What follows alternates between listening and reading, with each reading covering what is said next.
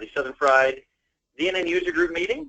We are thrilled to be here on the Microsoft campus today. Do stay tuned at the end of the meeting because our April session we will have in a different location, so I do want to make sure I mention that before we forget about it. We got a good set of things to go through today. We're going to have a good time. David's going to give us a presentation in a little bit about Ionic, but again here, before I get ahead of myself, let me run through some of these tabs that I have to share in my screen share. But so starting off today's meeting, we are going to announcements. I actually didn't check first if that's going to come from David or Clint to check in. We have an interview first up with Dennis from Dnn Corp. One of my favorite, new people that I got introduced to at DNN Summit here is Dennis, and I'll share some personal story there. But looking forward to spending some more time here, officially doing an interview. We'll pass the baton to David after that and do an Ionic presentation. And if you're used to presentations just being information only, this one's going to really grip you because we're going to do it hands-on, and we're going to build something right now, get connected, and get going. So this is going to be a really hands-on. Make me sweat. And then we'll finish as we do normally with thanking our sponsors and some of the giveaways they give us. So that's a good segue to kick us off with our sponsors. A lot of the companies that help us out, help us keep our website running, help us keep our meetings going. We have two primary sponsors that I want to give some love to here for a moment. First off is Microsoft and Michael Mushad, who is our sponsor here. We can't forget to mention Microsoft often enough. They're a silent partner. If you're online, you might not realize, but for us here, it's our primary meeting location, and we're indebted and very grateful. The other that we have, actually someone also joining us online, we have Manage.com. Manage.com, of course, you guys met last month. I had to miss that meeting, but Manage.com is a primary sponsor who made DNN Summit happen. And if anybody online, anybody catching these web recordings later has questions about Manage.com, wants to know the reasons that I'm a fanatic about Manage.com, reach out to us. We'd love to talk about it. They are a great sponsor. They're a great hosting provider. And in general, in the community, they are a great resource. So thank you very much, Manage.com. As I mentioned, the main session today that's going to be hands-on is going to be David Poindexter diving into Ionic. So we will spend some time really diving deep here. The first thing that we're going to do, though, is spend some time with Dennis. This is a sit-down with one of my favorite people that I've met here at DNN Summit. Basically, there was a lot of altitude involved in DNN Summit. I spent a good time in Denver, but when we went up to the slopes, me personally, I did not fare very well. Dr. Google called it altitude sickness, and there was one point when all I did was pick up my skis and a bag, and I moved them about 12 feet, and I sat down, and all the life was out of me at that point. I was breathing hard, like I'd run upstairs for hours, and I was just sitting there. And Dennis comes by, and actually I forget who it was, but he looks at me, like, you don't look so good. And I'm like, yeah, I gotta get to my room, like later. And like an hour from now, I'll get to my room. Dennis walked me up, carried my stuff, helped me with another guy, and they walked me to the room, and I passed out after that. I don't remember much about it. So Dennis was my my guardian angel for the DNN Summit trip, and that started and opened a friendship here. And I tweaked his arm, twisted his arm a bit to get him to do an interview today, and I kind of want to run through just a couple of things as I start to get into these introductions. Dennis is listed as having a focus on crafting compelling content at DNN Corp. You'll see him listed as marketing and content developer and content creator for DNN Corp. One of my favorite descriptions here, and I don't normally read these verbatim, but it's a good description. Dennis says on his LinkedIn, what story do you want to tell the world? I help you answer that question and then do it via content marketing. Whether you're an organization selling widgets or finding cures for cancer, everybody has a story to tell. And he finishes by encouraging everybody to tell good stories. That resonates with me. That's something that I love. And Dennis, I promise I'll let you get a word in edgewise here in a second. You do a Google search and you bring up different things for Dennis, and you find them very quickly all over the place. That's what you would expect of somebody who's doing content marketing, spreading himself out there on social and putting content in a lot of different places. One of my favorite things that I picked up here recently was an article on Content Marketing World 2017. Don't know if everyone can see that on screen. I'm going to zoom in here. But with a brief description of Dennis and his desk at Dnn Corp. It kind of describes here his desk, and my favorite piece here is that you can see his desk. You can see the person across from him with the Macintosh. He's on a PC. But there you go. It's pointed out in the article. That's a Dnn Yeti sticker sitting right there on top of that nice clean desktop. And he kind of goes on and says, you know, a cluttered desk is a cluttered mind. Give some advice there. I thought that would be a good contrast to point up. Here's my cluttered desk. You know, some of the guys here have been to my office. That's definitely a different looking kind of desk than Dennis's organized desk. But you know, at least I'm trying. There's a book here on my desktop. What is that? That's a desktop background and picture of Dennis. Yeah, I thought that was accurate. You know, right? But here, what's on my desk, or at least on one of my shelves? The life-changing magic of tidying, the simple, effective way to banish clutter forever. Yeah, no, I definitely haven't read the book. I don't think I've cracked the spine yet. All right, with that as an introduction for Dennis, I'm going to switch over to the video, pop up a couple more pages in a minute, but let's say hi and welcome to Dennis. Hello, hi. Why don't you do us a favor here and just give us a brief introduction. I've run across several titles for you. Why don't you tell us your official title and what you really practice every day? Sure thing, Ryan. So my official title is Director of Content Marketing for Dnn Corp. What that involves is, so I'm part of a 4-person marketing team here at Corp, and our role essentially is we're very sales-oriented. I know a lot of the larger you go in some organizations, marketing can mean many different things, everything from brand strategy to advertising to even social media. But one of the main function of marketing at Dnn Corp is to feed our sales team. So we're very focused around driving leads, driving new opportunities, essentially driving business for sales. And a lot of how we do that is with content, and that is things like webinars, ebooks, other pieces of content. We also have a lot of content that is ungated, meaning it's not behind a registration page, and that's just to get awareness of Dnn Corp and Dnn in general. And so a lot of what I do is create content that we can then place on our website, but then I work with my peers on the marketing team to place some of that content in different advertising programs so that we're spending a little money to attract new prospects who may consider purchasing from Dnn Corp. So that leads into a tie-in I was going to bring up a little bit later on. One of the slide decks that I'd run across, I'll finish up this interview by posting a few different links. I'll pass them to you, Clint, so you can get them into the website article. But Dennis, one of the slide decks that I ran across of yours was one, let's see, was one that was on SlideShare. And you had your 10 blogging-related tools that you can't live without. Right. I won't step through all of those, but one of them that was in the middle was kind of what you started to talk about there at the end, was getting other people to share your content for you and promote and present it. Tell me a little bit more about that. Can you refresh my memory? What was the name of the tool that I referenced? It's a good point. Let's bring it up.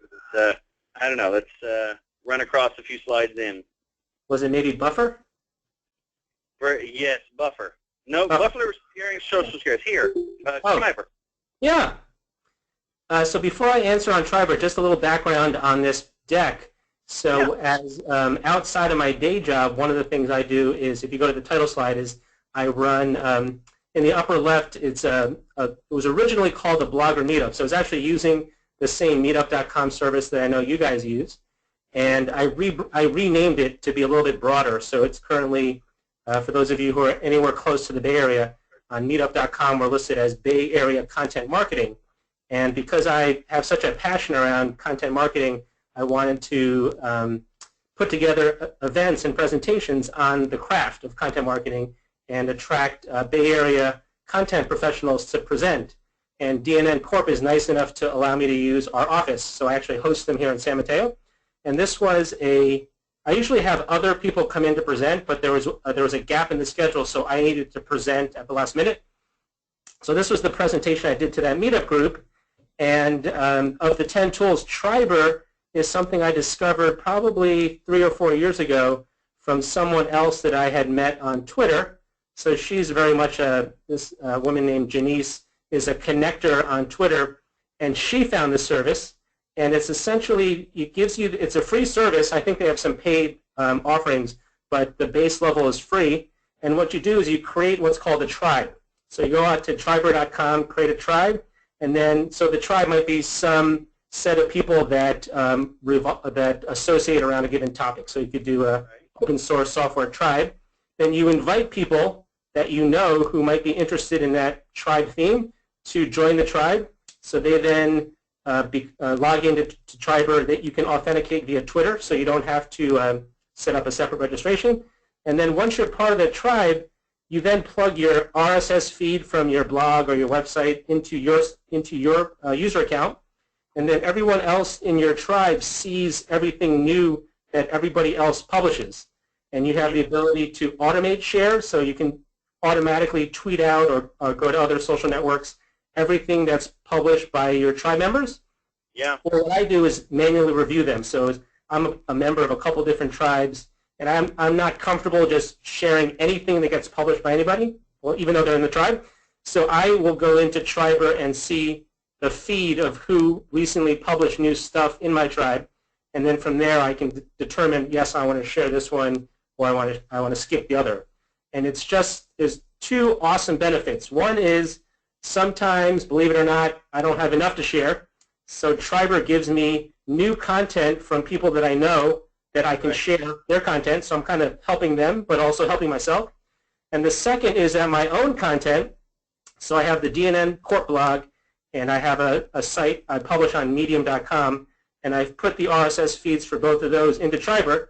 And now people that are in my tribe can potentially see those new posts from me and share that. So it helps me because they're sharing my content. So it's like a total win-win. Yeah. So again, I will share that links to that. You mentioned in one of your other write-ups that you had one of the most shared, viewed slide decks of 2016 or something of the sort. Was it that one? I don't know if it was that one. No. So quick story on that one. It was I'm trying to get my years right. I think it was 2015. And DNN Corp does 2 to 4 webinars per month. So we have a pretty active webinar program.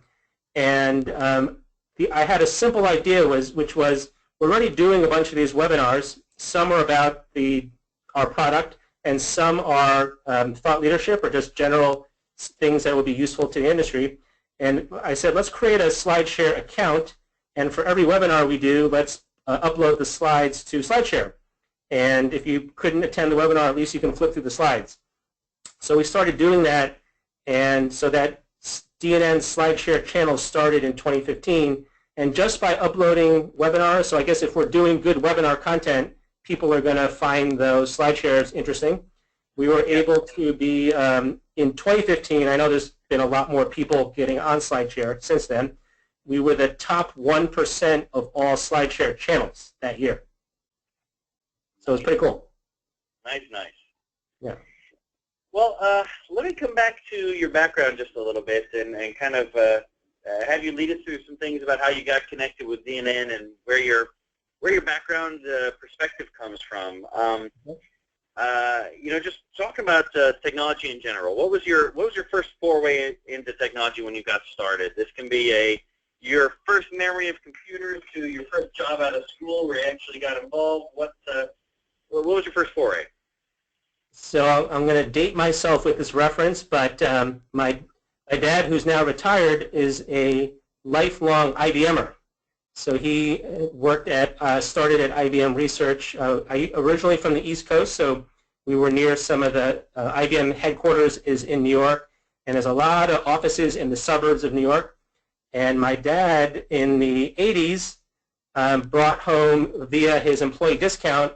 My first exposure was the IBM PC back in the 80s, probably something like 4 kilobytes of RAM.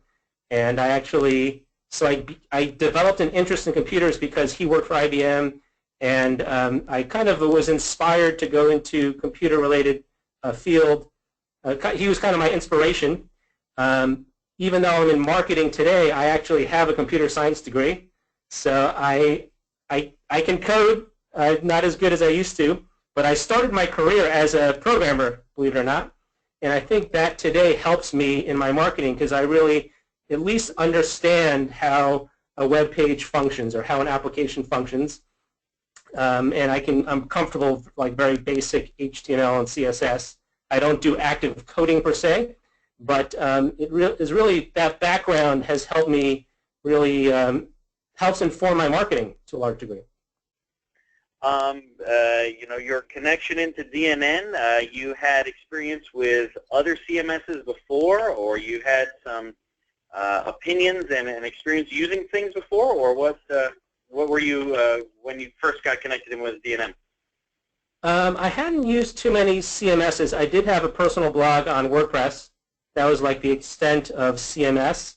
But since joining DNN as a marketer, like a lot of the tools we use they may not be as deep as what a CMS provides, but a lot of the tools that we use are very similar types of web-based applications. So everything from marketing automation to setting up an email campaign to, we use a lot of tools today as marketers. So I feel like I'm pretty experienced using web-based applications, but DNN's really been the primary CMS that I've used the most. As a focus for, I don't know, contrast or comparison, do you spend an amount of time doing research in other CMSs to see how they're approaching, changing technologies or changing tides of usage and intent with people? Are you seeing what other people are doing and then you're trying to do the same and lead the wave? I'm not hands-on, so I don't often, even though some of our competitors have free trials or you can do a hosted trial, I don't spend too much time actually in the application using it, but part of my role here at Dnn Corp is on product marketing, so I am responsible for keeping tabs on what the competition is doing and helping the sales team with competitive differentiation. So I do spend a lot of time on seeing what some of our competitors are doing at a higher level, like what are they announcing, what are the products are they announcing, where are we stronger compared to any particular ones. So more definitely at a technology level, but not in the sense that I am using their CMS, but I certainly will watch videos and look at screenshots of the product because that's helpful in knowing what their applications do. Yeah, and understanding how their marketing is, or what their marketing is focusing on. That's right. Yeah. Yeah. So talking about DNN Marketing Direction, many of us who've been, DNN focused for a long time have been through different directions and different focuses, and sometimes you're very aware of the direction and where things are going, and sometimes you kind of you see it cool down and you don't hear a lot, and then you hear a bunch in spurts.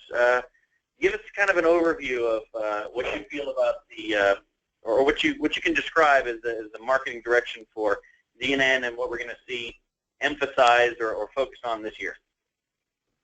Well, from my point of view, so we certainly are focused, as far as driving revenue, we're focused on the Evoke product line because that's our commercial line that sits atop platform. But of course it sits atop platform, as I said, so our future, it does rest on the successful and vibrant use of the open source platform. So a lot of what we're doing in marketing is around driving awareness of the platform, but also in converting some of that interest into commercial licenses. I think what you did see in Denver at DNN Summit was a little bit more involvement from the marketing team. So we know Joe Brinkman and the like will always be involved in events like DNN Summit. But it was frankly my first community event, and I saw a lot of potential in being more involved from Corp's point of view in understanding what's happening in the community, what's happening among different members of the ecosystem, from users to module providers to implementers. And being in Denver helped me. I mean, I've never seen it before in person. So to see all the activity, to see the buzz, and to see some of the conversations, I think was important for me. And I brought back to the management team here the things that I saw, and that I want to have continued involvement from the marketing team with events like Summit, and DNN Connect in Europe is coming up in May. Are you going? I might be going. So I'm still trying to figure out if that's going to happen. All right. So yeah. Tell them 3 years they needed to go. You book. Well, just one more line or two on the thread of marketing direction and where your focus is. Talking about that in engaging content. That's your lead for the things that you're promoting. I'm trying to think how to phrase it.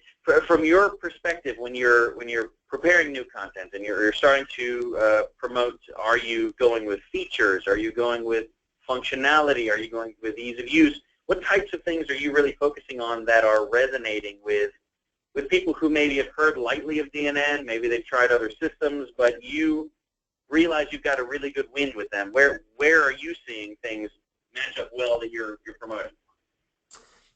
So I'll answer from two perspectives. One is for someone who's not yet aware of DNN at all. I don't focus on features at all. I don't focus on features. They may not know that a CMS is something that they need just yet. So in that case, it's trying to understand who they are and what their challenges are, and just give them content that helps them. So it may never lead them down the path of a CMS, but if our content is useful to them, when they do have a chance to need a CMS down the road, maybe they'll remember and return to us. So that's a lot of my approach on content marketing, which is just be useful to the people that may potentially purchase from you. But then for folks that are aware of DNN, or at least aware that they need a CMS, I think some of the things that resonate best with our potential customers are things like user experience and usability. So we've taken a concerted effort both in what you see in Platform 9.0 as well as Evoke. There's the security angle.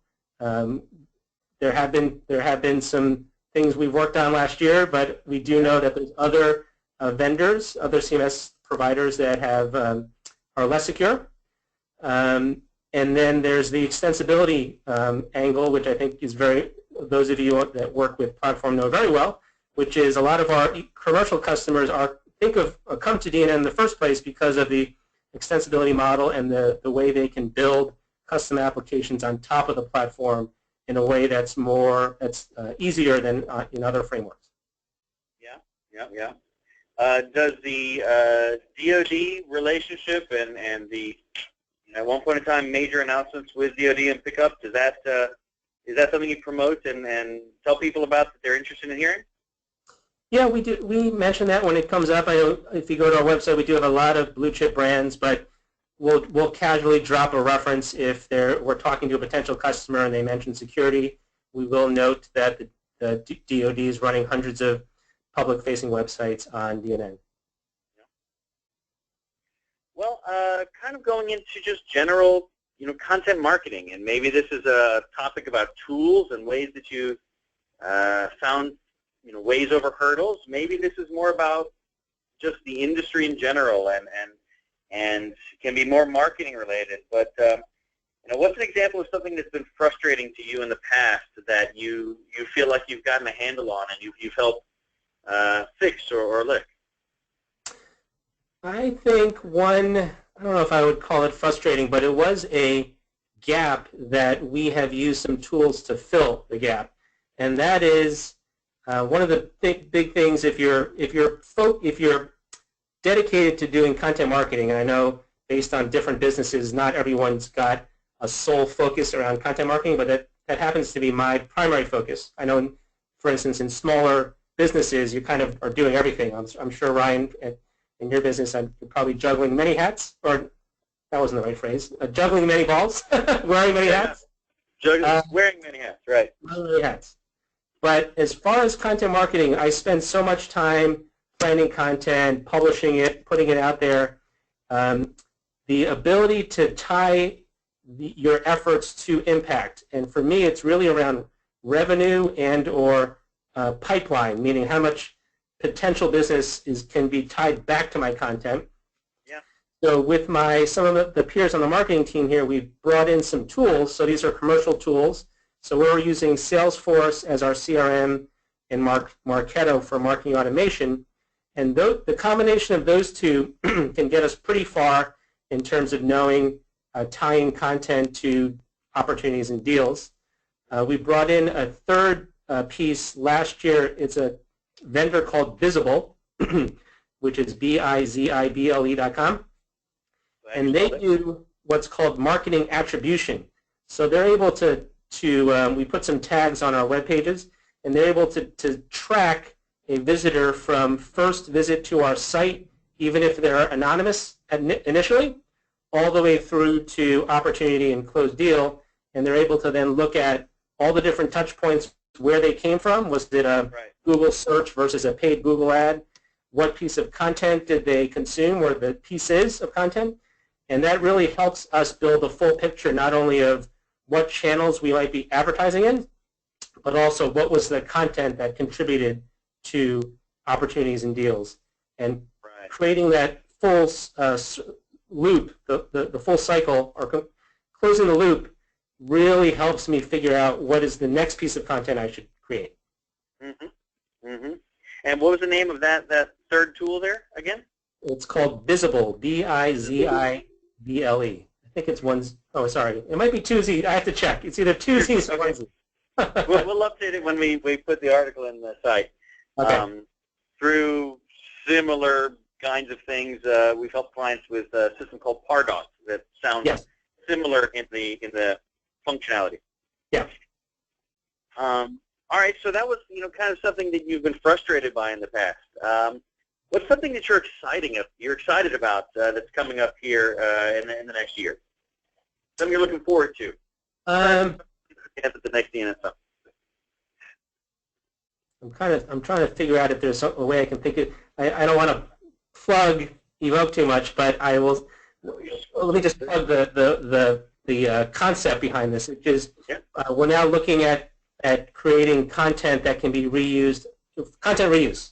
So we're now looking at, we've got some pages on our site now where the content is not tied to the page. We're using some of the new features in Evoke 9. So content now lives separate from layout, and now we will use Evoke to publish to the page, but now we have the capability to both reuse on the same site, but also soon the ability to publish that same content to other channels beyond our website. So it's really the potential of getting a much higher usage or yield on content that I'm creating for Corp, which is not just living on dnnsoftware.com, but it can live wherever customers need it to be. Right.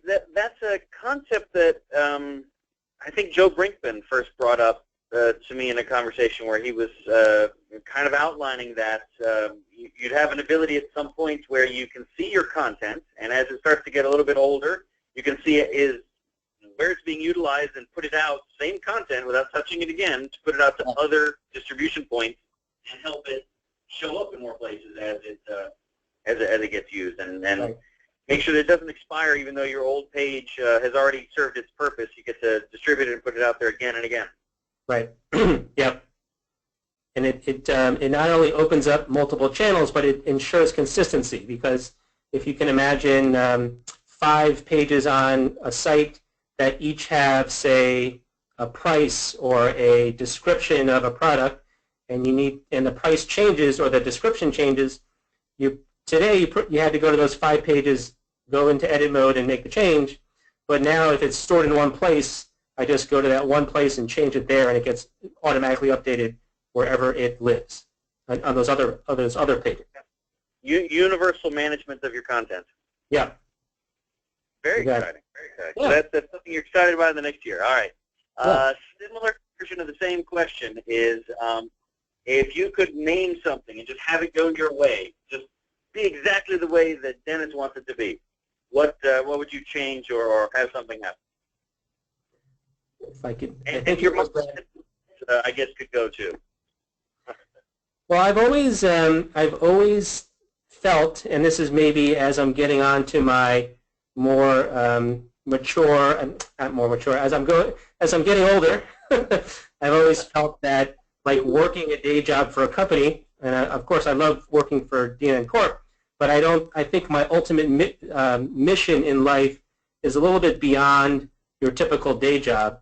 So I think one thing that I've thought about is ways I can apply what I know in marketing and all the messaging, writing, social media to make the world a better place. And I think something along the lines of, I always feel sad when I see somebody who's hungry or homeless.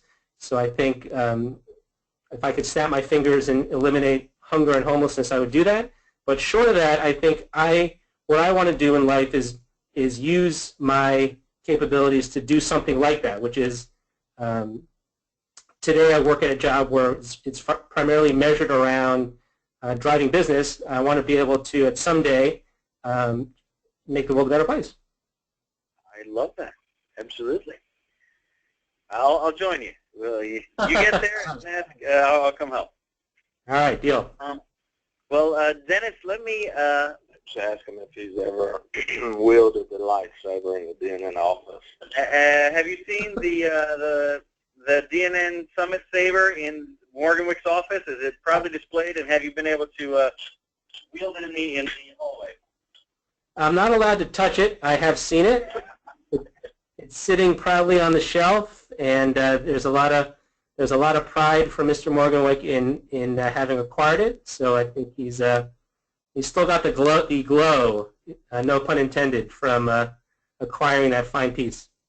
Well, I will have to contact him and tell him some upkeep things about it. It might have suffered a touch going through security at the airport, so I'll give him some tips on it at some point. Let me switch screens here for just a second. I do want to promote a couple of different things of Dennis's, and I can't make the video minimize. Go away.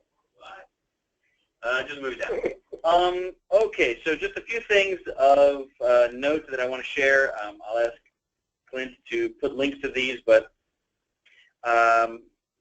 from that slide share, that was an exciting or interesting, I think, across the industry kind of impact. Anybody who's doing marketing and doing content promotion, regardless of your position, you're going to run through these 10 blogging-related tools, and I think there's going to be something that you're going to find there very interesting. He has several valuable tools that I enjoyed looking at, and I'm going to spend some more time looking too. I do want to mention the ebook, no, sorry, not ebook, printed book that is out, that Dennis put out in 2010. This was Generate Sales Leads with Virtual Events. Dennis, do you want to talk about it for just a second and say what the direction was in this publication? Sure. So we are actually in a virtual event right now. This GoToMeeting is what I call a virtual event. And back in 2009, I joined a company called InExpo, who provided a virtual event platform. So it wasn't quite the same as GoToMeeting. It was more geared around what we called at the time virtual trade shows. So if you can imagine DNN Summit completely in your browser, meaning you had sessions and you had virtual booths, you had a networking lounge. It was all virtual. That was a space that I worked in for about 4 years for a vendor called InExpo. They're still around. They still provide the platform. And I started blogging around this same topic. I was a customer of theirs before I joined as an employee. And I just had this, this was around, I started using the technology around the financial crisis here in the U.S. around 2008. And a lot of event budgets were being cut, but people still had to put on an annual event. And we were seeing an uptick in this demand for virtual.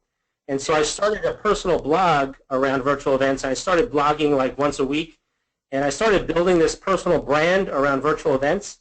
And I got to a point where I had enough content on my personal blog that I was inspired to say, I want to write a book about it. So a lot of the basis of the book was already written from blog posts.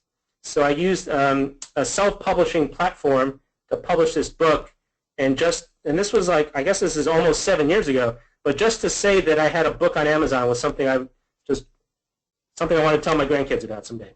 Yeah, absolutely. Absolutely. I thought it was a good segue in information as well.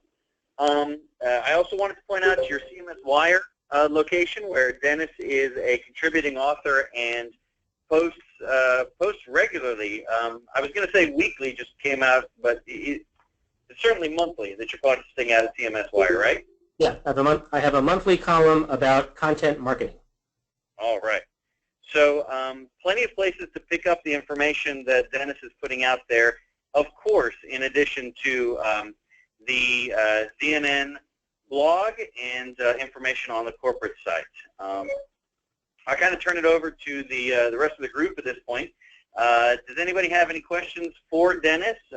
Clint, are there any things online from folks online? I don't see any. Dennis, while we're collecting any other questions we got, I got my important one. I normally start off the meeting with this one, but I'll hit you with it now. Pirates versus ninjas?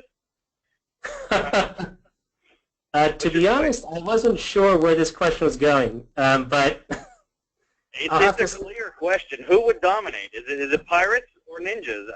I don't think there's a case. I think it's a clear win. Well, are you on that? I go with pirates. You go for pirates? Yes. What? I mean, how is that even possible? They are kidding. All right, we know what to have an argument about next time we all catch up, when we clearly tried to convert you over to the ninja side. So I would say it's been about 50-50 with people picking those salty dogs of the sea there. Okay. Last skiing trip. Yeah, how was the last skiing trip, David asks? Oh, it was so-so, meaning so up in Lake Tahoe, which is at the border between, it's right between California and Nevada. I had gone up with my daughter on President's Day weekend, and we have been getting so much snow in the Tahoe area. I think they've gotten like maybe 9 feet, and they've announced that they're going to stay open till July, believe it or not. It was so-so because that weekend they were getting new snow, but it wasn't like the powdery stuff. It was little small pelty ice and rain, so it was very uncomfortable. And so we only had 1 day of skiing, and we had to there was more snow coming, so we hit the highway early to get out of the area before they shut down the highways. Yeah. But I am going to try to get up skiing at least one time in June to say that I have skied in June. In June, sure, yeah. Well, we will obviously see you at the next DNN Summit when we have that coming around next year. And if it is on the slopes again, you won't see me on the slopes, but I will enjoy your company all the rest of the time. Dennis, thanks for spending some time here with us and shooting the breeze. I think that not only us here, but the folks online and watching this later, we've got some tips, some interesting tools, and we got to know a little bit more about you and your perspectives, and I think that's what makes for great DNN community engagement, is us all just getting to learn a little bit more about everybody else and being approachable, so that the next time we catch you at an event, we say, hey, we know a little bit about Dennis. Let's go hang out with Dennis and see what's new. So thanks for joining us here today. Oh, and one thing. Can I give a closing plug? Yes? So closing plug, if you go to the DNN Corp blog, so dnnsoftware.com/blog, one of the posts you see at the top is about our very own Clint Patterson, and I wrote about, it was a post that I wrote on Clint's visit to a South Carolina high school to teach students about web development using DNN. That's right, yeah.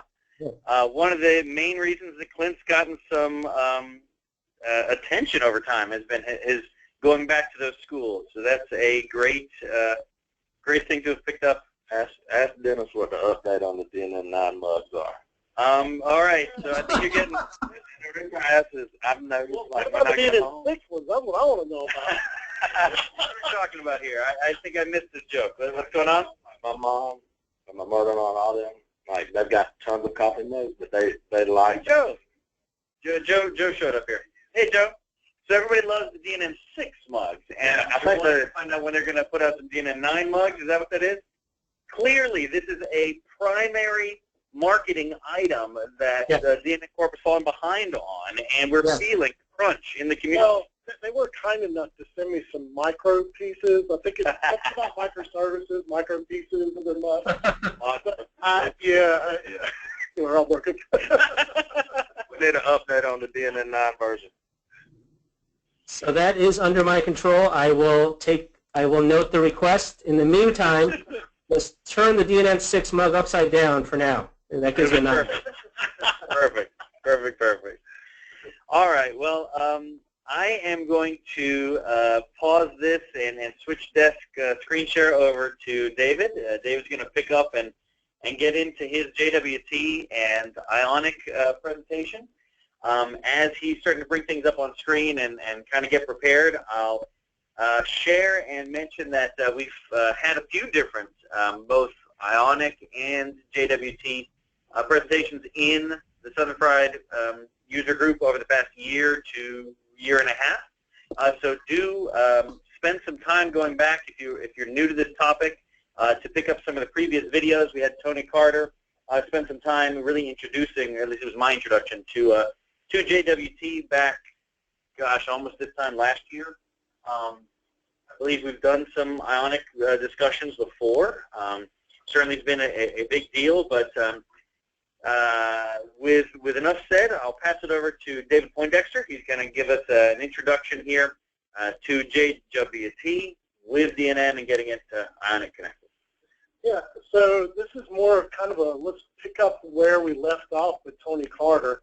We'll cover some high-level stuff here, but we'll kind of take a little different look at it and maybe a little more nuts and bolts to it without going too deep. And depending on how much time we have left at the end, I'll be glad to go in a little bit more detail if anybody wants to. But let's start out first by, hopefully everybody knows by now, of dnnsoftware.com/docs. And this is the documentation figure out here. And this is kind of a good starting point because they've done a great job really documenting the JWT implementation within DNN. So let's start there. If we go into either administrators or developers, we'll be able to get there, but I'm going to take the administrative track. And then on the left, we'll see securing your website. We're going to drill down in there, and then we'll find the Jwt Authentication section. On the very first page here, there's a great diagram. We won't go into too much detail here, but just to get our heads around kind of how JWT works. So you may be familiar with OAuth and some of the other authentication types that are out there, services or servers, I should say. But JWT is quite easy to use, and let's just go through the flow here of how a JWT implementation would be. But you would be in your client app or your browser, so it could be a mobile app, and tonight we'll be looking at a mobile app. But you could just as well be on another website, and you're going to pass some user credentials in a post request to a particular endpoint that is baked into DNN for JWT authentication. You're going to send a username and a password. On the DNN side of things, on the server, it's going to receive that, and it's going to check the user's credentials, and it's going to create and encrypt a JWT. Well, JWT is a JSON Web Token. So that's nothing short, just a short phrase for what it is. So it's a JSON object that's going to come back, which has a token in it. And within the body of that response, it's going to come back to your app, be that in your browser, on another website, on a mobile app. And it will, at that point, in your app, you have that token. So you're now able to utilize that token and pass that in the header of any additional requests that you may make to any other endpoint that you have on the site. So we're going to pass that in the header. It goes back across the wire to DNN, and the JWT server on that end makes sure that the signature is valid. And at that point, you know, gets the user information from the JWT payload that's being sent across, and it will pass back the requested page or resource that you're getting from the endpoint. And at that point, you can display that data on your app or in your app. So, make sense? So now let's kind of jump into setting up DNN to use JWT. So as of DNN 8, you can utilize this. So what we're going to do is right below the JWT Authentication top page here, there's going to be a section called Setup JWT Authentication for your site. And we're going to actually go through this, but I'm going to do this locally here. We're going to use a handy-dandy tool called NV QuickSite. If you don't know about that, go to nvquicksite.com, and you can download this. It's free. It gives you a way to install DNN very quickly. So we're going to install a DNN 9.0.2 instance on a local machine, and it's already downloaded. So I'm going to give this a name here. We'll call this JWT DNN Demo. And I need to get rid of this, give it a folder. Actually, things quick. Actually, I can put it right into there. So let me do that. And I'm going to go next, create the folder, create that in the database, and now we're going to watch this install, and it'll launch our new DNN instance. And what we're going to do is just follow this documentation. This is really just a working presentation here because I really want to give you the nuts and the bolts of how this actually works and maybe demystify it a little bit. Because I know for me, authentication from another app has always been just a mystery to me. So I really just had to kind of dig in and understand what was going on. So I'm going to spin up the DNN site here. And while that's spinning up, I'm going to go ahead in my file system here. I'm going to find that folder that's just created. Oh, you got to be kidding me. Seriously? Yeah, we may not be doing that. Because it was recorded. Welcome to demos. Wow. That is not a good one either. Yeah. So what we're going to do is we're going to pretend like that works. We're going to open up an existing DNN file for that site, okay? Sorry for the snafu there. That's really weird. So, right. Well, actually, we're going to have the website in order to really even do this. This is live troubleshooting. So it'll be in Tell you what. We'll figure it out. You've done it before. Yeah. Let's try one more time here. That NV thing. Joe. Try it again here. If it doesn't work this time, then I'm going to jump over to the instructions and kind of walk through them, and we'll re-download that just in case it got corrupted. It might be the Russian. Yeah, it might be Russian.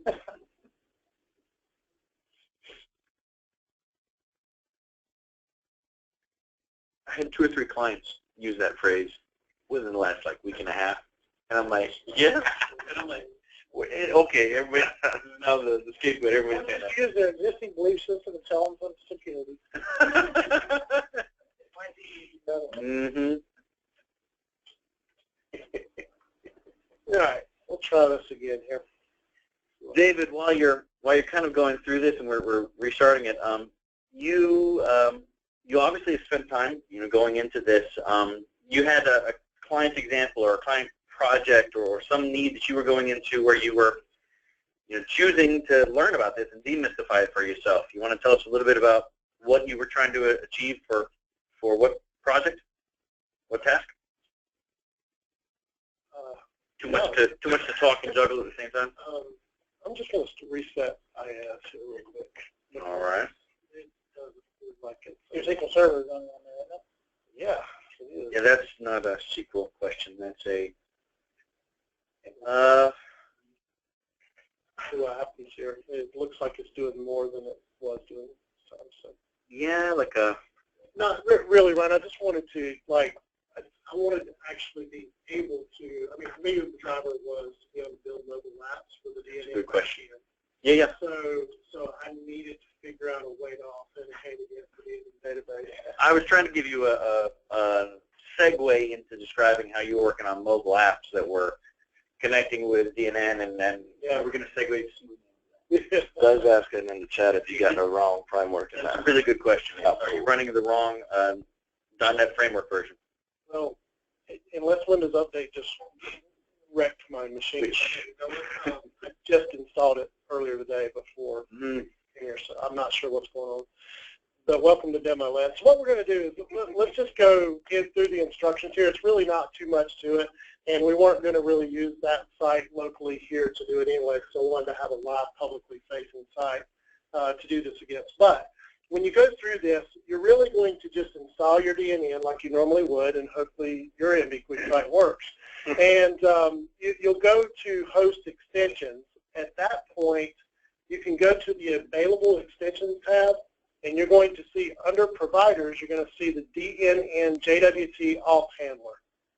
That's going to be there on your base install for DNN 8 or DNN 9. At that point, you can install that. And what that's going to do is it's going to put, it's going to do some other things, but essentially your web config is going to be updated to have this message handler in it. And this is where I'll go through what these mean here in just a minute, but that's all that's going to really happen to the web config at that point. And come back, actually let me jump right over to this one here, the auth handler. And we'll go into the detail of what that section actually means here. You've got your name, enable, true or false. That makes sense, whether or not you want to enable JWT or disable it. This one here is the tricky one, default include. Okay, it's going to have, by default, it's going to say false, and that's probably where you're going to want to leave that. I noticed one thing that Tony had mentioned in his is to change that to true, and I think probably found out later that that was not what you need to do, because what true does, and if you read this carefully over here, it's going to make it to where any authentication request requires JWT at that point. So any non-JWT. Any non-JWT will fail, exactly. And that includes your module that you may be using, the web services framework, or something to authenticate, to do module authentication or DNN authorize or something like that. So I would recommend leaving that false unless you truly are wanting to lock everything to JWT. And then the other one is force SSL. In any production environment, it's recommended that you run under SSL anyways. And for mobile app development, you're going to, well, I should say for Ionic development, simply, if you're using Creator, you cannot not do this. So you're going to have a secure environment. But for development's sake, you can leave that false and do some testing against that and so forth. All right, everybody with me so far? So I'll go back over here, and we'll dig into what other web config file changes need to happen. All right. Now, we're going to go down to 3 here. Let's see. Yep, so it just goes through some of that we just went into in detail. Number 3, this one, it states that it's optional, but it's enabling CORS, which is cross-origin resource sharing.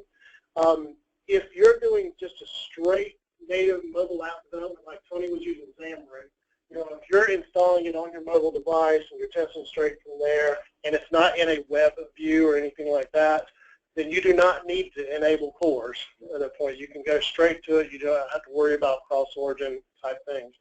But since we are developing tonight using Ionic Creator, and it has a browser viewer, we're going to need to enable cores so that we don't run into the cross-origin issues.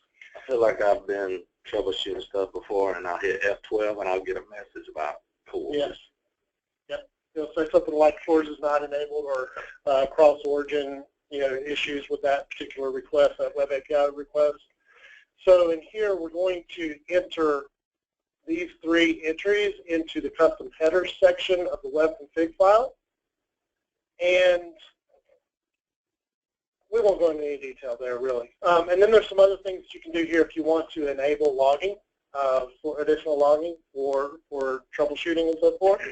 But on my site publicly, I do not have that in there. So all I've done is, at this point, to recap, installed DNN, I've installed the JWT auth handler, and I've updated my web config file to have the proper values on these, as well as added the 3 entries that are needed for enabling cores. So when you installed the JWT, it updated the web config, but then you had to manually do. Yep, it put just this one line in there, Right, to add the JWT auth handler in there. Okay. But I had to manually add these, and that really has nothing to do with JWT per se. It just enables cores. Okay. All right. So now I've got a website. It is dnn9.envisionative.com, and this is enabled on it. Okay. So I'm going to log in, and you guys are welcome to wreck my site. Please don't do this. I'm just kidding. But I've got the host password set up rather insecure right now, so that we can make this easy logging in and logging out. But I'm going to log in, host, and then DNN host, all lowercase. I can log right in. We've got host, so please nobody ruin my website right now, because you're going to kill my demo, right? Right. Okay. All right. Okay. So the main reason I wanted to log in here is because I wanted to just make sure that there was an entry in our admin log here. And you'll understand why I want to show you that here real quick. But so we've got DNN. Now let's jump over to Creator. Now I'm not going to go into too much detail in Creator here and how to use Creator, but this will give you a good solid foundation for understanding how in any Angular app you would handle JWT authentication. Now Ionic is built on Angular. Okay. Was there a question? Somebody joined, and I did. Okay. So Ionic Creator right now is currently based off of Angular 1, okay, 1.x. So if you're used to Angular 2, that's not what we're dealing with right here. We're doing an Angular 1.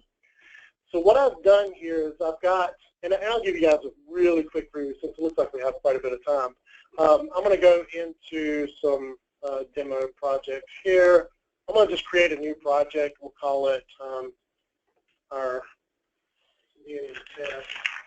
And I'm going to create a project with 5 menus and tasks here. So right in Creator, it's a drag and drop utility, which underneath it, it is utilizing the Ionic framework. Ionic framework is free. That's the whole code base, and it's built on top of Cordova. If you're familiar with PhoneGap, and this is Cordova sits underneath it, and that's what really connects to the hardware features of your devices.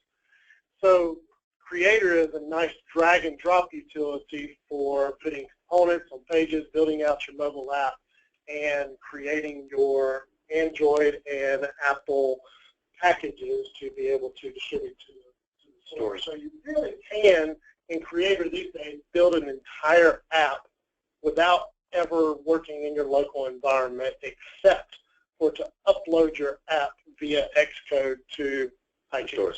So we won't go into that too much, but you'll see that the little starter app here puts 3 pages on here, and it gives you a nice little starting point. So in our world, we would want to create a login page. So I'm going to create a login page, and you'll see it's already plopped some controls right there for me. So I really don't have to do much to make this all work. And I'm going to flip back over to the app here that I've actually made here in just a minute. But this would be the page that your users would actually type in the username and password, and they would log in. You could also build another page for register, so that you can actually register account on there. But we'll just handle the login at this point, so you can see kind of things going back and forth. One of the things often that you'll do in a mobile app, though, is you'll also have in your menu you've seen these apps, like if any of you went to the DNN Summit, you saw on the left, it's got the profile pic and my name over there. When I'm logged in and when I'm not logged in, it gives me an ability to log in. So we may would want to drag a button over here for login. I can call this login. And I may want to put an image over here for something. Let's see where something for my profile pic here, and then make my name on here. So I'll put my name over here. So when we wire everything up, well, I may also have a log out button down here too for that. So when you log in, you can populate that and hide and show these components based on your state of being logged in and logged out. So I guess you get the picture here. Now I can spin this up and actually run this app right away, and I can see my log in, log out. I haven't wired any of that up to do anything yet. Yep. But there it is. I can view my login page, even though it was not wired up. There it is. Launch it up. There's the login page, and so forth. I can look at that in a Android device or an iPad or whatever that I want to look at. Orientation. I can flip it around. Yep. So pretty nice little tool here. So now let me flip over to the project where I've actually coded out the authentication. Called this little app DNN Quick Admin here. And what we've got here is something similar to what I just showed you, except I do not have a user's profile information in here. I haven't wired all that up. I just want to show you how the login actually works. So first, let's show it in action, okay? And then we'll come back and look at some code. Now, I launched this in a logged in state already, so I'm going to log out. All right, so here's a case where, this is kind of a real world example here of how you would have this, where you're not logged in now and you can't get to any other pages until you do log in, right? So you want to authenticate first. So what I'm going to do is I'm going to spin up my developer tools here, right in the browser, right? I'm going to type in the username and password incorrectly the first time. So you're typing it wrong first so we can see it fail validation. All right. All right. So we go log. Oops. Sorry. And this is authenticating against the site that you were just. Yeah. dnn9.envisionator.com. So right here you see in my console, I've got a post request going against. Now this is the URL for the JWT. So any DNN site is going to have /desktop/modules /JWT/API/mobile/login. That is the endpoint that's baked into DNN to be able to do your JWT authentication. So here you'll see that if I dig into that and I look at the actual call here, oops, sorry, I don't mean to do that. Here are my headers for that particular call. Now you'll see, you may ask yourself, well, why did it do it twice? It called login twice there. Well, the way that and I don't know the bowels of this, but what happens first is you may have seen in your browser something like pre-flight, problem with the pre-flight of a particular API call. Well, that's because it sends an options method first, and then if that is accepted, and this is part of cores too, so once that's accepted, then it'll actually make the either get or post or whatever you're really trying to do at that point. So you'll see this first one, the request method is options. All right, and that came back okay. Yeah. So the endpoint exists, and it is enabled for me to be able to make requests. Otherwise, I wouldn't have gotten a bad response there. But this one, 401, unauthorized, right there. But you'll see down in the request header, this is my payload here. I'm sending in a U, which is username. This is what DNN requires, by the way, with this JWT authentication, is you send in a U value and a P value. And there's what I typed in. It was incorrect. And it gave me back what I would expect, an unauthorized. So now, let's change our password. And let's do it again. All right. It must have worked because it let us in. So here are there's my options, just like the other one. And here is the one that was correct. Well, as you can see here, that I passed in a username of host and a password of DNN host. So what happened here is it hit in the request here, it hit that endpoint, right? And I passed along the username and password in there, and it gave me back the response that I was expecting and let me go on through. Now, let's dig into the code just a little bit. So what's happening here? So here's my login page in there. So you'll see, and I'll kind of just so you can catch your, get your bearings here on how this is kind of working. This field, I've got, if you're familiar with Angular, I've got an ng model placed onto username, and that holds my username value in the back. It's in the model. All right, and in my password, I've got data.password ng model. This guy I've got rigged up as my error message, and you'll see the curly braces there for, that's kind of how you put a value in the front end from Angular. So I'm populating that. That's off of scope in the back end. And then on the login button, I've got an ng click here that's calling a method called login. Okay. Now let's look at the controller for the login page. This is the controller. So one cool thing about Ionic is, one thing about Ionic is that when I create a new page, it automatically creates a controller for that page for me. So I don't have to worry about how to wire up my controller to the front end and right. It's already there. So if I added a new page right now called dummy, you would see a new blank controller waiting for you. And it would be blank. It would have this stuff removed, but it would have a function there. And basically any logic that I want to do within the scope of the controller, I can do right in there. So in this point, just for the video, are you able to zoom into that text a little bit so we can I will try. A little higher readable? See how that works. Creator doesn't. Even that just helps right there. Great with scrolling and stuff. Okay. All right. So here, you can kind of ignore this stuff up here. Well, actually, we'll go through this. I'm initializing scope data here, and I'm saying I want my username and I want my password. That is what was bound via the ng model to the username field and the password field. When I click the button to log in, it calls this function here. And scope loading is just kind of what handles that little message that will come up. It's kind of like a waiting icon or whatever, so you can kind of ignore that. But auth.login is where I'm calling my service.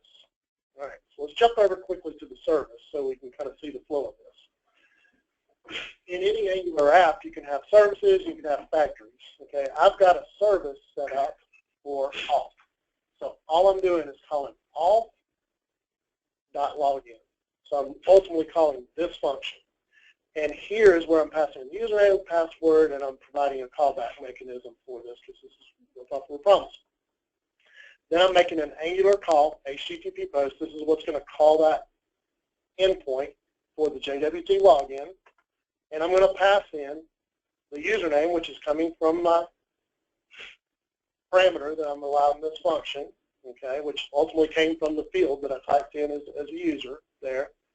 And upon success, I'm going to do this. So I'm going to check and see if my response contained an access token. This is what JWT is going to give back to me. Mm-hmm. And if that exists, then what I'm doing here is I'm using another service in Angular called local storage, and it allows me to store the current user information locally on the device. But I'm going to store their username, and I'm going to store their token. I don't need to store the password because I've already got their access token back from JWT. So then what I'm going to do is I'm going to set my default header, authorization header, to bare space that access token. All right? This is one of the parts I remember from Tony's presentation that I didn't get. Good. I'm glad you remember that. Okay, so let's go to Postman. All right? Yes. Thank you. Let's go outside of the app here and let's look at it a little bit more raw level. In Postman here, I've set up the login. This is that same endpoint, and it's a post method. In the header, I've set content type equal to application/JSON. That is important, and by the way, that is in the documentation on the DNN documentation side. So when you're so in the user credentials, you're going to have to send across content type application JSON because that's kind of content type. So back over here in the body, I'm going to pass in U, which is the username, and then a value for it. And this is just a JSON array. Notice I chose raw. Oops. What did I just do? So there I've chosen raw because I want to just have full control over that JSON object that's going across there. But I do have the type set properly here. That actually happens automatically in here from setting the header. And then I pass in the password. All right? That's all I need to do for this initial authentication. Let's run it. Let's send it. So if it's okay to high level describe, what you're doing right now is using Postman to do this manually. This is not part of Ionic. This is not part of what you're doing. You're doing it manually outside, and Postman is going to help us see the results of what we get back so that you can help explain why you set that up that way in Ionic. All right. So Postman is a great tool, and it's free, by the way. It's, you can go out and just do Google Postman, and then you'll find it. They have a desktop app, and they've got a web version, they've got all kinds of stuff. This is a great way to test any API endpoints. I mean, it's just full control over it. Especially once you get it figured out kind of how it works, it's wonderful. So I have sent that request or that post method to the right URL, and I have passed along the correct information that DNN is expecting, and I've given it the header type that it needs, and it has given me a response here of a JSON object. That JSON object contains the user ID. In this case, it was host, so you would expect that user ID to be 1, right? All right. The display name is what the host default username is. I didn't change that in the super user account. And then this is the money access token right here. This long thing right here is the everything that you, oops, all the way to there. All right. And then there is a concept of renewal token. We're not going to go into that. It'll be beyond kind of the issue of this. It's not required to get this initial authentication piece going. So back over in the app, what I have done is I've just stored to the local storage of the device the username and the token that came back. That was only if it was successful. So that first time I did it, it was unable to get to this part of the code. It actually posted back the error. And that was the 401 unauthorized. That's how the browser knew what it was. So here, this is just a rule. In any future request, you have to add an authorization header of bare space access tokens. Now let's go back to Postman. We looked at the login. Now let's look at hitting a real API endpoint. Now for the sake of this, I've actually leveraged recently, you may have joined us last month for Kelly Ford, presented on Prompt. Well, Prompt has some built-in API endpoints. So instead of me going out there and rolling my own, I decided, well, that would be kind of fun. You know, why don't I just hit his and see what happens here. Nice. So this is one of his endpoints, /API/persona bar /command well, his would be list. I did kind of create my own here, and I just mobile list. Okay. Actually, this is a good point. Actually, let me just make this. So let's say you're a module vendor, and you have your own API role, and you've built the SPA module, right? And you're using your services, web services, to access the data and so forth. Well, you're going to be using decorators on your web services of things like DNN module, that kind of. You're going to be using the anti-forgery token and all that. You're going to use the services framework. Well, JWT doesn't have any awareness of services framework. So if you have your own module or solution out there that's being used by the module itself, and you're using the baked-in DNN authorization for that kind of stuff, for JWT, if you want to hook up a mobile app, you're going to probably need to build your separate endpoints for JWT use so that you can decorate that endpoint with the proper decorators of DNN authorized static roles equals administrators, and auth types equals JWT, something like that. So in this case, I had to create my own endpoint for the mobile to even work on JWT because out of the box, his just supported the built-in services framework. Clear as mud? No, but yeah. Okay, so I've got this endpoint, and from my login, let's just do this again here. All right, I need to copy this access token. This is my new access token, right? That I just authorized, right? I just got it back. So I need to put that in any other API call that I send out. So here's my API call. I'm passing in the header of authorization. There equals. Now I have to replace this guy with that one that I just got back. And this one doesn't require any parameters, this endpoint. So I'm just going to send it. It gave it back to me. Now if I change this just by one character, send it, denied. Yep. Because it is expecting that valid access token that you just got back. And there it is. All right. Makes sense. Mm-hmm. Pretty simple, actually. I mean, once you kind of get your head around how it works, it's pretty simple. So full circle back to our login controller.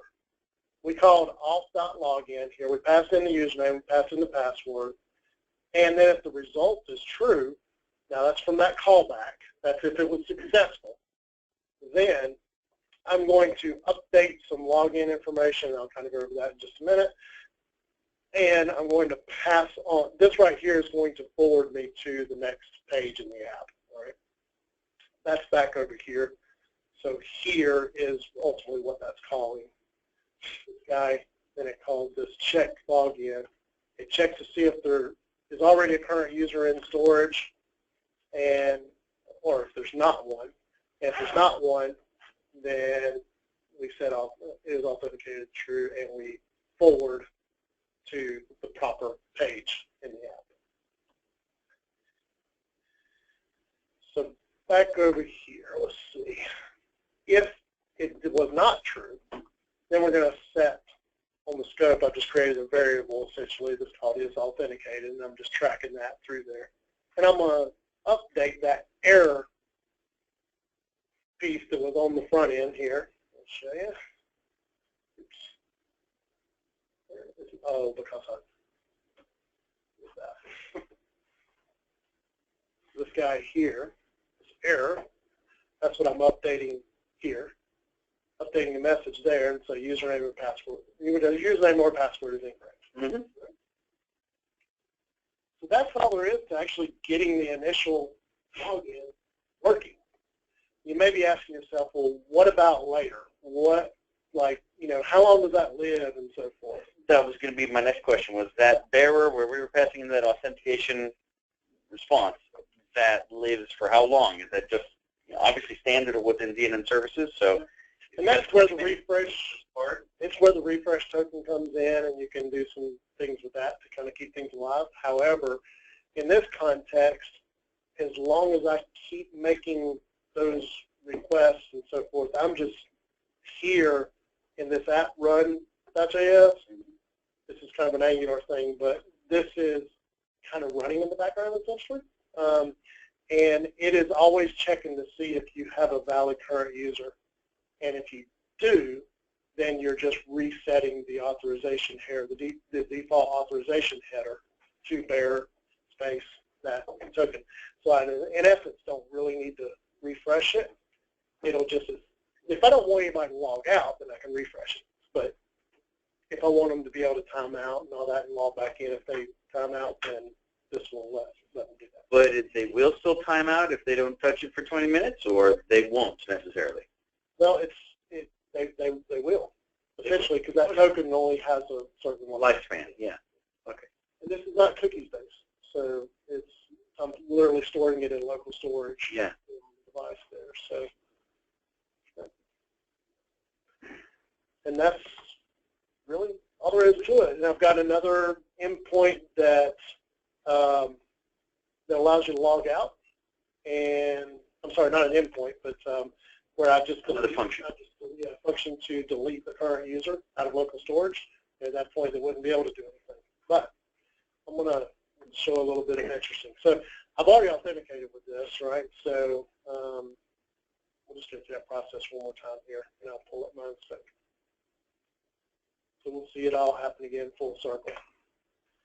All right, so we'll put this in host, DNN host, login, login, and it over here in the network, we'll see there's the two calls. Right? And this is another really cool thing about Ionic, by the way, is when you are testing these, notice it stripped everything out. I'm not seeing things from the Ionic Creator app. I'm only seeing things from my app that I'm running. So it really makes debugging and things like that really efficient here. So now I'm in here, and that other endpoint that I used in Postman over here to pull back, from the prompt, I've got right here on this button.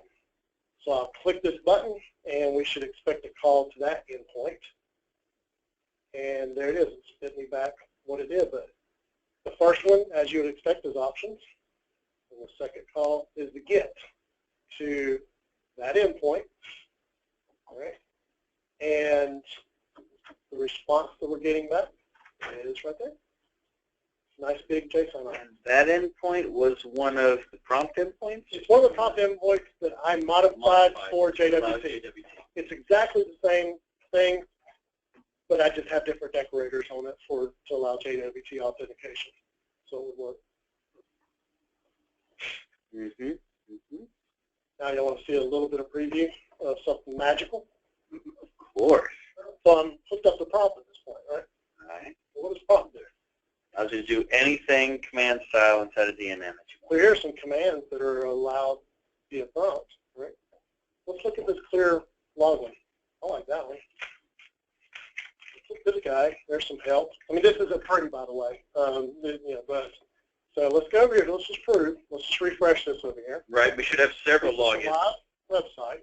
Yeah. You know, by the way, I mean, here, let's just look at prompt just to show you. I mean, in prompt. Oops, excuse me. I'll run that same endpoint. Let me turn on my inspection. You guys can see it's the same thing that's happening. So I'm going to do list commands. That's one of the commands in prompt. Let me come over to here. Oops. Hold on.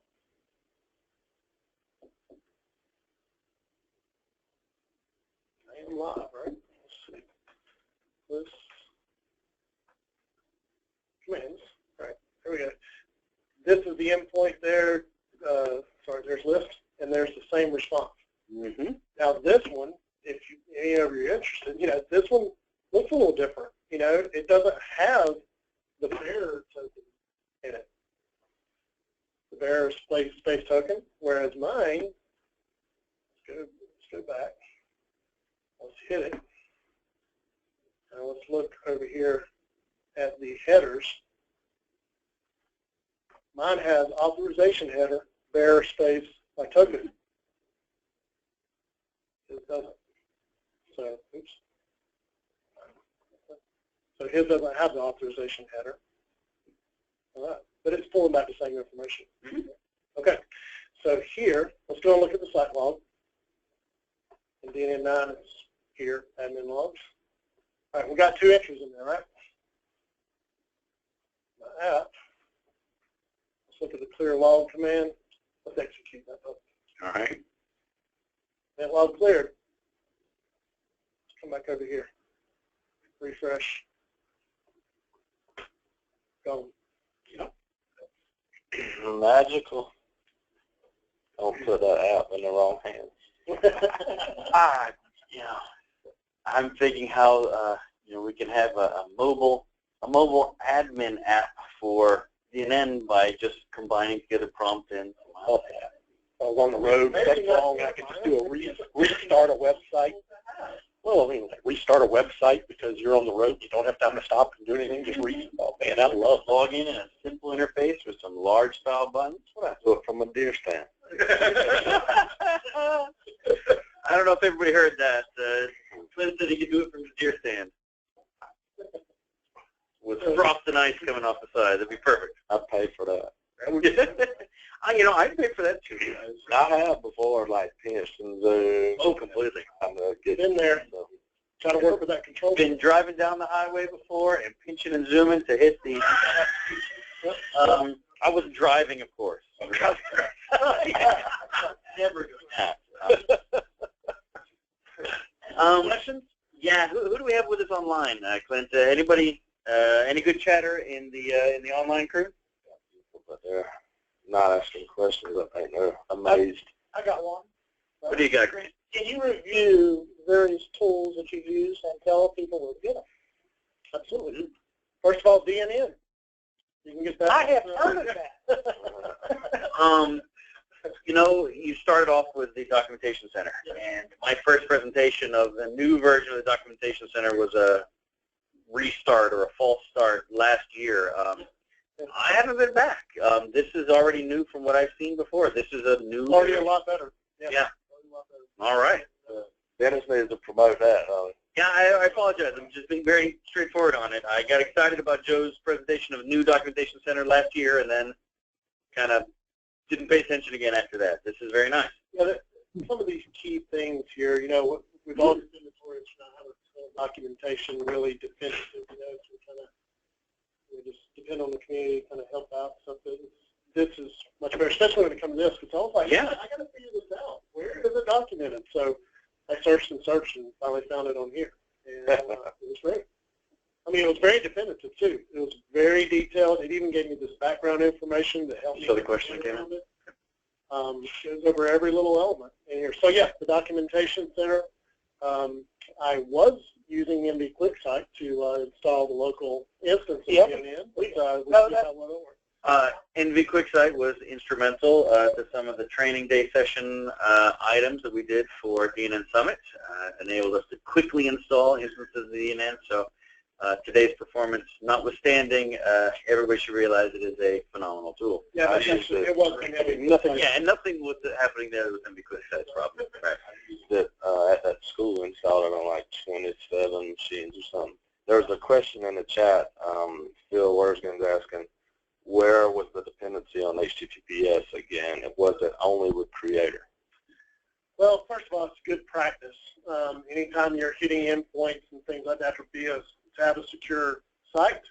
But the real need for it in this situation is that we are using a browser-based viewer to test our mobile app built on Ionic. Now, I could show everybody here in the room the same app running in a local tester app on my phone. I don't need secure to do that.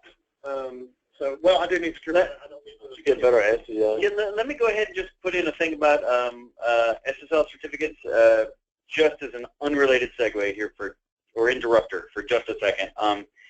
Pretty much from this point forward, everyone should have SSL for everything all the time. That's the past was when you could have SSL or not. Going forward in the future, you will always have it for everything. You have multiple different things that have happened. I mentioned it around Christmas time, but Google and Chrome were making it so that they would show a message that said your site is not secure if you don't have SSL. And that's a little bit more than just saying, hey, you know, a different color icon lock or not showing a lock at all. They're going out of their way now to say this site that is not HTTPS is not secure. And for people who don't know better, many of my clients would be in this category. They don't know better. They look at that. That's a fear-introducing kind of item, an anxiety item for them. And so for the general website, you're going to be SSL because Google is enforcing it and encouraging it. They want a faster web and a secure web, and they're putting together as many different things they can to encourage that.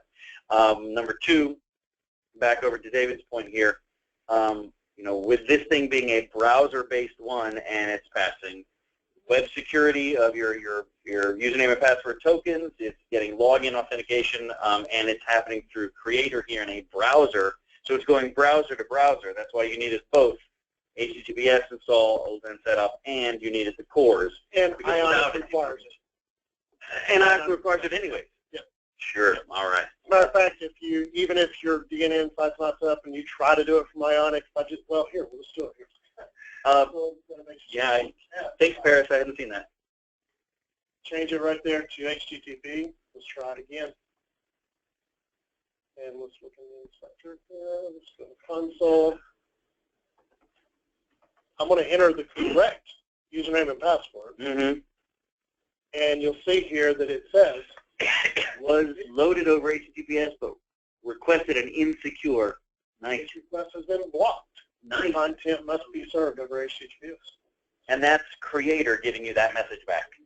So very important. For those of us who don't know,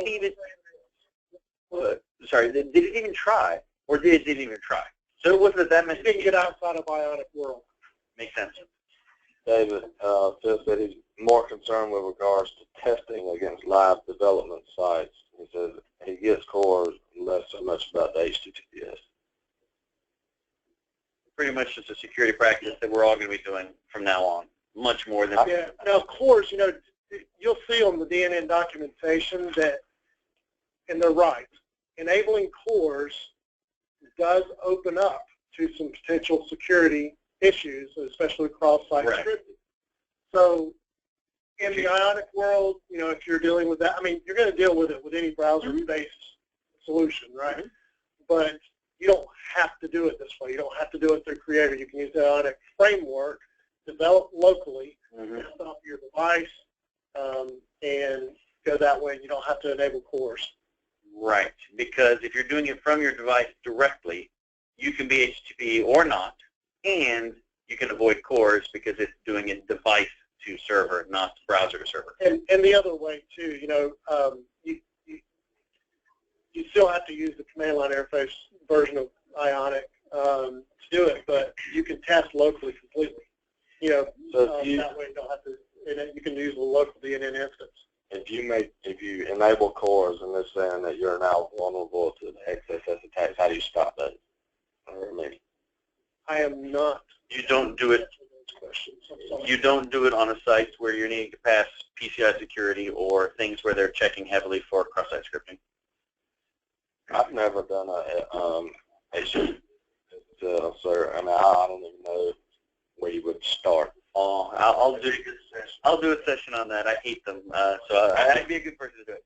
My problem is how to do it on Yeah, shit. back up to Grant's master question, which was I think I found it. describe I Ionic. failed. What you found? Do it. Give it to us. What is it, Grant? It's creator.ionic.io. So that is creator. Let me just give you a little bit of overview of Ionic. Ionic.io or also ionicframework.com. They go to the same place. You'll see there kind of the overview of all their offerings. Ionic Framework is their free platform that essentially is think about it as like Bootstrap for a website. It is that, it's not just CSS though. It's a good description though. But it's kind of like it's your components and everything. You know, if I were to look at this app on an Apple device, it renders the native looking components For Apple. for Apple. If you look at it on an Android, it's going to render it native to the look and feel of that. So if I were just to switch this app over, let's look at it on an Android phone instead of an iPhone, you'll notice that what's a lot of good.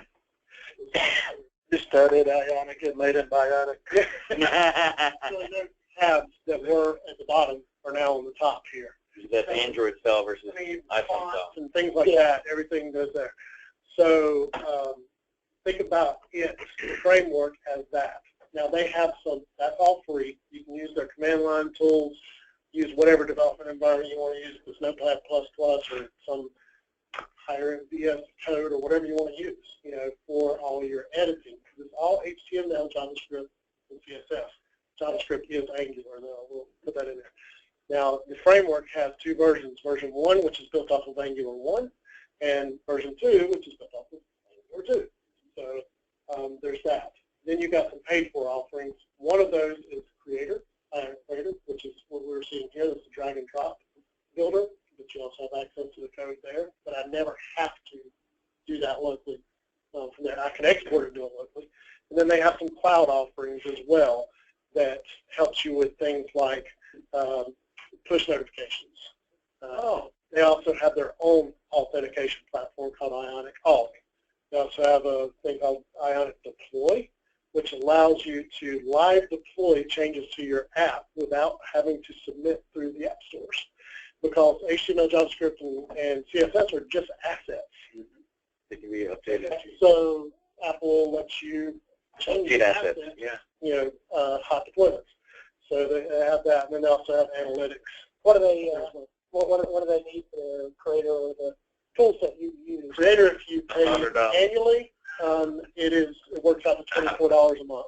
If it is monthly, it's $29 a month.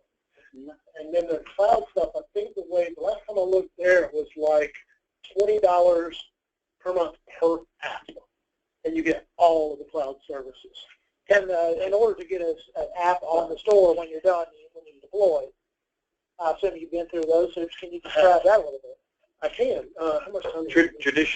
Traditional methods that you're having to go through, or anything different because it's Ionic? So the very first time that you go through, it is traditional in the sense that, in Google Play is the easy one. But you have to set up your certificates, you have to set up your provisioning profiles and all of that. That's a very laborious, confusing process the very first time you go through it. But the good thing is, I was using Creator. So the good folks at Ionic, thank you, Matt Kramer, created this site called docs.user.com. And in the documentation here, they actually go through the entire process of submitting your app to Google Play step by step. Okay. So 8 steps. 8 steps on Google Play. Okay, how many on? Yeah, it's not going to be so pretty on here. So Only 5 steps. I was expecting to be 25 steps. Yeah. so this is the easy part of it right here.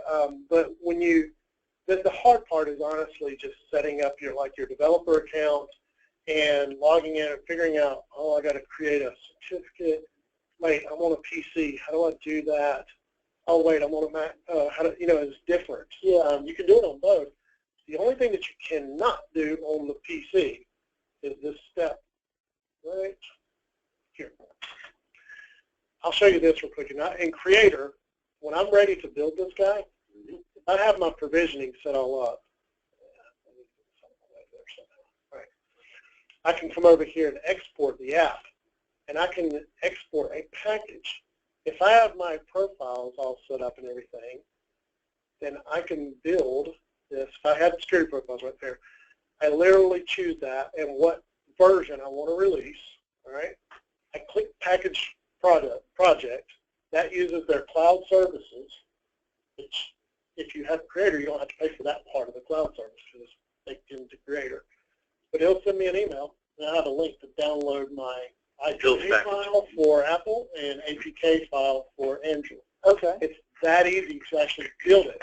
Traditionally, what you would have to do for an Apple product or a mobile iOS app is you would have to actually load that entire project into Xcode, work out all of that, and build from there. Build it. But you don't have to do that part of it. It's not against Apple's policies to build it in the cloud on a Mac. Behind the scenes, they're building that on a Mac. However, the very last piece of it is what you have to have a Mac for. You have to open up Xcode, and within Xcode, you've got this application loader right there that you load, and it's literally just click that, put your IPA file in there, and if you've got everything set up okay in iTunes Connect, then it will recognize what you just you're uploading it from your computer to iTunes Connect. Then you can publish it. So it's not. I'm not going to say it's simple, but once you figure it out, like anything, then it becomes much more simple. But the next time I have to go through and set up all my provisioning profiles, it's already done. And I'll have to. Well, no, I'll have to remind myself how I did that through this.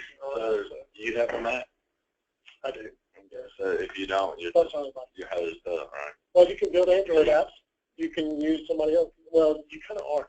You kind of are. You can go to somebody else's Mac as long as you log into your Apple developer account in their Xcode, then you're okay. So I could potentially go to the Apple Store. There are online like systems that you can actually Runtime on pass your credentials to them, and they'll do this. There's a few services out there like that. It's not clear to me if that's in violation or not, but anyway, we got one Mac. But Dennis says in the chat that he'll take IPA over cores any day. You can got IPA. Well done. Well done. Hey, David, that's a snazzy sweatshirt you're wearing. Oh, lean forward and put that on camera. What kind of sweatshirt is that? Oh, I know that logo. Where have I seen that before? Oh, You know, I will have shirt underneath. It's also a snazzy shirt, isn't it? Oh yeah. Ionic Man. Yeah, so rumor has it that I might just be the only one that has one of these. It's not an Does not staff? You showed up at their offices and tackled somebody and grabbed one? Well, so at Dnn Summit, Matt Kramer, That's right. who made Ionic Creator, co-presented with me. So, yeah.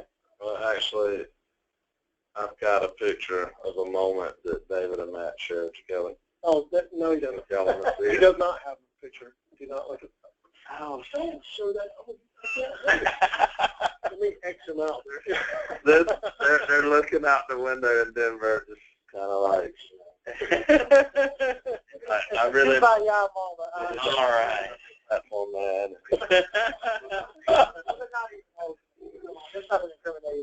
All right. Well, do we have any other questions for David and this excellent presentation on Ionic here? All right. David, thank you very much for walking us through this. These working sessions, are always things that make us nervous to put them on because you're putting on a show and you're seeing what happens as you go through it. But I think they're some of the presentations that make the most interest when people are watching them after tonight and being able to look back to them. And even myself playing around with things, this is something that when I come to play around with Ionic Creator in a few months, I will come back to this video and watch it a few frames at a time. So thank you very much, David, for putting that together for us tonight. Thank you very much, Dennis, for spending time with us here. It was a useful hangout for anybody who didn't get a chance to meet you at Dnn Summit. I hope they feel like they left knowing a little bit more about you, a little bit more about your personality and your perspective for bringing, when we're talking about All these new followers we got just because we're tweeting about dinner. about content marketing and marketing and promotion from Dnn Corp. Bringing it back together to the end of the meeting and for wrap up here, let me mention a few different things for notes. Thank you, David. Perfect. We have a giveaway here in a moment from one of our main sponsors here. We have JetBrains, who has been. Did you bring him? The tickets for everybody online. All right, Slacker. So, Clint, maybe get us a screenshot of everybody that's online, and we'll do some randoms here for a second. But essentially, we have JetBrains. They have been a long-standing sponsor of ours, and if you haven't played with the JetBrains tools, there are some pretty incredible ones. And essentially, they generously offer us the ability that per meeting we get to roll out one full license for a product. And this is not a temporary license or a one-year license or anything like that. This is a permanent license. So this is a pretty valuable gift to some of their tools, and you get to choose what that is. So what we're doing right now is running through some tickets and getting some numbers so that we can do this real quick. So Am I supposed to be giving How people many are online? how many people are online? on ourselves? No. So we got Court A from Managed. We got Dnn Corp Marketing of Dennis Shaw. Joe, Craig has tried to log in. No. He's been here. Joe, Craig, John. So you got 1, 2, 3, 4, 5, 6. Mark and Phil. Six. All right. All right, so we'll just number I them. had to do a little bit of emails From top to to down. make sure it was. Keep only twice. Yeah. Sometimes they log in and out. All right. All right. 4, 5. 6. Very good. All right. We are getting this together and pulling together this JetBrains prize here. So we'll mention the winner here in just a moment. I'll take this opportunity to talk about our next meeting. April's 3rd Thursday in April is going to be April the 20th. For that meeting, I actually didn't check what was the consensus here. David and Clint, are we going to meet up in David's office in Mooresville? Oh, yeah, On April 20th? Go on. I'm open to either one, but look for some of the Folks down here, what did we do last time? Let's go back and forth. We did David's most recently. We went to yours when JR. Yeah, well, I've never been to David. We're doing David's. Okay, so our April 20th. David's provided for you. Good job. Oh, I will have to vote for that. David's location, the Envisionative offices are in downtown Mooresville, and it's a treat to be there. It's a great-looking location. It is downtown, historic downtown Mooresville. It's a great place, and you get a good Absolutely. there. So Sing for us. we're going to be meeting there on April the 20th. Of course, everybody online, you'll join us like normal. I don't have a specific lockdown for speakers yet. We've got several potentials. We may have Kelly back to talk a little bit about extending prompt. We may have Scott Wilkinson on. We've got a few different people in the fire, so I will take a look and see who's going to confirm for April, and then we'll post and announce as soon as we can. Talk about the security certificate. That's right. I would hate that, but yeah, we can talk about security certificates. Something I got a problem with. How long does this take to do? How long does You know it what? We'll do a session on security certificates, and we'll talk about dedicated security certificates and shared or multiple certificates, and I'll talk about how to do them generically with Cloudflare as well. So we're going to go in order, like down. Yeah. So Court be 1, Dennis be 2, Joe 3. All right, you got the numbers. I'll tell you who we got here. All right, we got an Ionic, and it is Ionic. It is a JetBrains license, and it is right out of the hat pulled. Oh, I'll put it on the screen there. I think Number 1. So who was number 1 on your online list there? Court Andrews at manage.com. Manage.com comes up with a JetBrains license. So what you need to do is get in touch with us. Send either an email to David if you know him directly, or info@southernfrieddnn.com. And what he will do is get you out information for that certificate, basically a code that you use in checking out in the store, so that you can get that your choice of that JetBrains license. So be sure to email southernfrieddnn.com, and we'll get it from there. That's it for our meeting tonight. Do we got any other announcements or any other community event things? I kind of skipped over that earlier. Anything pressing? I don't think I've heard any updates from Dennis on the virtual conference, but yeah, I haven't heard anything from them. All right. Well, a roadmap we somewhere. will spend some time catching up on community events the next time in April. Until then, everybody, have a great month. Enjoy working in DNN, and shout out loud if you got something you need help with. Community's here for you.